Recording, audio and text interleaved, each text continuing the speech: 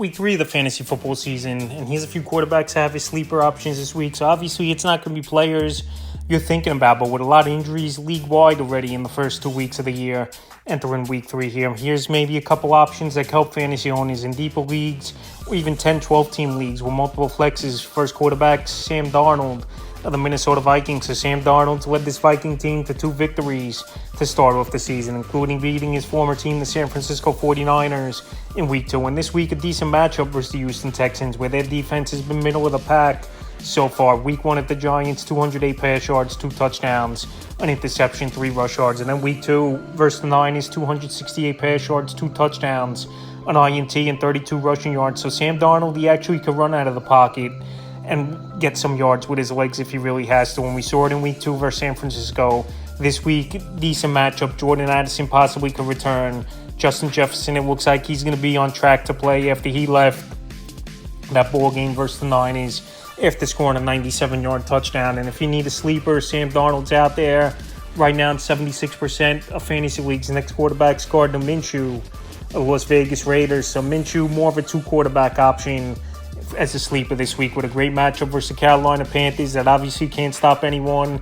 And so far in the year we go, in this Panther team's given up over 70 points in 2 games. So week 1 at the Chargers for Minshew, 257 pass yards, a touchdown, an INT, a fumble loss. And week 2 at Baltimore, he hung in there. He went for 276, a touchdown, and an interception. So this week versus Carolina, like I said, they can't stop anyone. And Minshew, he actually has some weapons, obviously. Devontae Adams and the impressive rookie tight end Brock Bowers so far has looked good the first 2 weeks. So if you need a quarterback in deep leagues, like I said, 2-quarterback league or a 16-team league or something, I think Minshew could be a decent sleeper, available in 93% of fantasy leagues. And the final quarterback I have as a sleeper is Deshaun Watson of the Cleveland Browns. So Deshaun Watson, I know he hasn't been fantasy relevant for 2 or 3 seasons now, but this week it's a slam dunk matchup versus the New York Giants. And if he can't go out there and get the job done versus Giant team, then pretty much he won't be a viable option, I believe, at all, is Deshaun Watson. So the first 2 games, he hasn't done much. Week 1 versus the Cowboys, 169 pass yards, a touchdown, 2 INTs, 39 rush yards.